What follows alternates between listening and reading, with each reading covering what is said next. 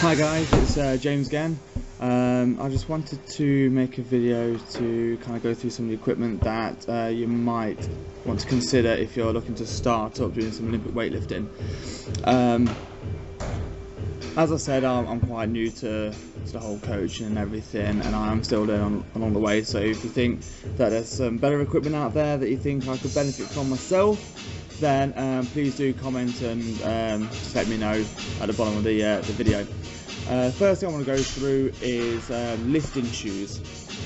I cannot promote lifting shoes enough. I find that with lifting shoes you can actually, it will help you get more depth when you come to catch a snatch or the clean. Also, it will help when you do your squats for your conditioning training. I think it's just brilliant. So what I mean by lifting shoes, I've got some here. These are my little puppies. So basically what you're looking for is a nice hard heel. So obviously if you had trainers, your heel tends to be quite soft. So if you imagine that you're trying to catch, get under the snatch and catch a snatch, you could end up going too much into your heels and then it will just cave in and you'll fall back. Whereas obviously with the lifting shoes, if you went into your heels, because it's a little bit higher and it's harder, it won't roll back. Okay. Also, because there's a slight little wedge, it means that it can take some of the strain out of your hamstrings and into your calves. So obviously when you go down into your squat position, you can hit more depth. So if you can get lower, you don't have to pull the bar as high to get under the bar. Now I'm not saying you shouldn't pull the bar as high, you have to pull the bar as high, and we'll go through that in later videos, but these, brilliant. So just go on the internet, try and find a pair that you like and just buy some, they're amazing. The next thing that I would strongly recommend, especially if you find that you have weak wrists or prone to just generally hurting them, is some wrist wraps. So nothing special about them. You might have to look into your governing body's rules to see what will be allowed if you are looking to go into competing, because some of them will say they have to be so long or so wide. So do check the rules and everything if you are looking. But yeah, this is what I've got. Pretty bog standard. Generally, if you buy any supplements online, you can get that they normally have these on there. So just pick some of them up. They are dirt cheap. I think these cost like £3–4 quid. So just simple plastic wraps. Simple. Okay. Another thing that I've only recently started using, which is helping definitely in competitions, is some knee sleeves. Yet again, go check on your governing body if you do want to compete.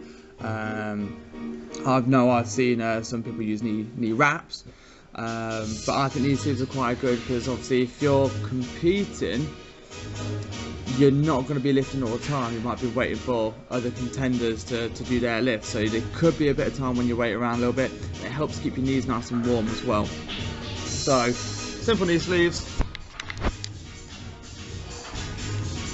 Nothing much to really say about that. There are different types out there, so yeah, just check with your governing body what you're allowed, if you're allowed any, and obviously if you are allowed them, then maybe go through a bit of training whilst using them so you can get used to how it feels.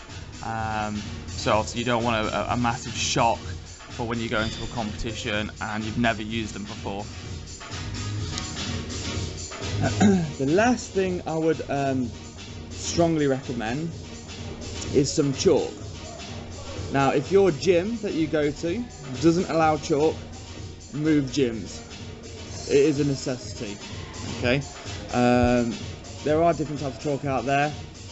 When I first started, I was using some good old liquid chalk, but I found that with liquid chalk it can, as stupid as it may sound, seemed quite heavy, whereas in competition you don't use liquid chalk. It's more fine stuff. So with my club, I'm now using the cubes of chalk that you can get. So I'll post a link on some places where you can get some, and it is a lot finer, and it just helps with your grip. So obviously with hook grip and chalk, you're onto a winner.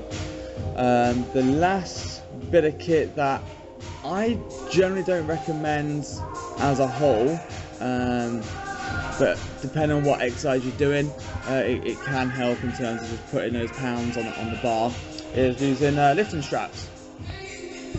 Yet again, dirt cheap.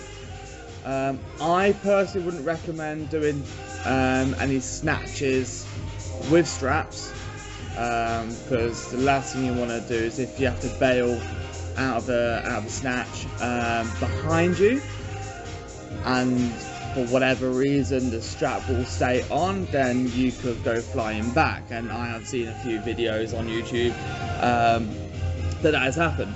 It's quite amusing, but I wouldn't recommend it. You don't want to like dislocate your shoulder or anything like that. So yeah, if you are looking to start lifting, get some of this kit. It is fairly dirt cheap. The most expensive thing that you'll end up buying is your shoes, and if you're only using your shoes on the platform, then it's going to last you a lifetime.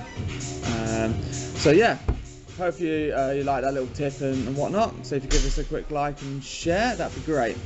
Cheers.